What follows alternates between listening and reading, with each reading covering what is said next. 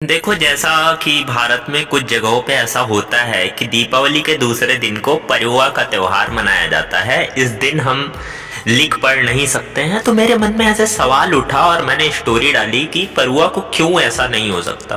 तो किसी का जवाब तो नहीं आया, बट मैंने बहुत सारे रिसर्च किए, उसके बाद कुछ चीजें पता लगी हैं। तो आज की इस वीडियो में हम ये जानेंगे कि परुआ के दिन क्या होता है। मुख्य रूप से देखा जाए तो पूर्वांचल वाले जानते हैं दीपावली के अगले दिन परंपरा से एक पर्व मनाया जाता है जिसका नाम है परुआ।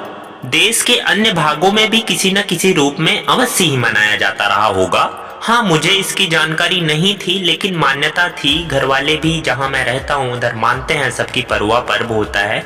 इस दिन हमें पढ़ाई लिखाई नहीं करनी होती है। देखो भाई, मुझे तो बुक पढ़ने में इंटरेस्ट है, तो मैंने जग जाहिर किया कि भाई ऐसा क्यों होता है, रीजन तो बताओ, परंपरा क्यों आ रही है ऐसी। यह पर्व मुख्य रूप से पशुओं के लिए मनाया जाता था। इस दिन हर गृहस्थ अपने गाय बैल को तालाब पोखर में नहला धुलाकर उन्हें सजवाता और संवारता था। उनके गले में नई माला नई घंटी बांधी जाती है। सफेद बैलों की पीठ पर गेर मतलब होता है प्राकृतिक लाल रंग, तो उसकी छाप लगाई जाती है। पोखर की ओर जाने वाले रास्ते पर दिन भर पशुओं की आवाजाही लगी रहती थी। इस दिन किसान अपने पशुओं से काम नहीं करवाता था, बल्कि उसके साथ साथ स्वयं भी छुट्टी मना लेता था। बच्चों में अपने पशुओं को सजाने की होड़ रहती थी कि बैल ज्यादा सुंदर लग रहा है, गाय ज्यादा सुंदर लग रही है। जाड़े की शुरुआत लगभग इन्हीं दिनों में होती है, सो इन्हीं दिन पशुओं को नई ओढ़नी दी जाती थी। पुरुष धूप में बैठकर बड़े मजे से चट्ट की ओढ़नी सीते थे। और सामाजिक जीवन में इस त्योहार का असर यह था कि यदि कोई व्यक्ति या पशु काम करने में कमजोर हो तो लोग उसे परुआ कहते थे। परुआ मतलब रोज की छुट्टी मनाने वाला व्यक्ति, बिल्कुल राहुल जी जैसा। राहुल जी यानी हमारे पप्पू साहब। जिज्ञासावश कल मैंने पूछा तो पता चला अब मेरे गांव में बैलों की एक भी जोड़ी नहीं बची। लगभग 500 बीघे रकबा और 5000 की जनसंख्या वाले मेरे गांव के तालाब में नहाने एक भी बैल नहीं गया। मैं या तो नहीं कह सकता कि अब कहीं भी बैल ना बचे होंगे, पर इतना अवश्य है कि अब किसी भी गांव में इक्का दुक्का ही होंगे।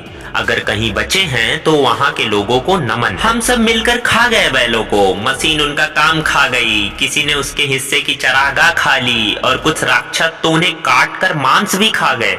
बछड़ों को नहला धुलाकर उनके गले में माला बांधने वाले लड़के शहरों की भीड़ में कहीं खो गए हैं और इस तरह एक प्राचीन पर्व मर गया है। गाय बची हैं, पर सब विदेशी और हाइब्रिड नस्लों की अधिक दूध के लोभ ने देसी नस्ल समाप्त कर दी। जर्सी की बछड़े तनिक कमजोर होते हैं, सो थोड़े बड़े होने पर ही काट दिए जाने के लिए बेच दिए जाते हैं। दोष गृहस्थ का है भी नहीं, क्या करेगा वह बछड़ा रखकर, कोई उपयोग तो है नहीं। और धर्म अब व्यवहार में कहाँ। अब तो पढ़ता हूँ कि ऐसा सीमन बन गया है, सीमन यानी गाय का बीज।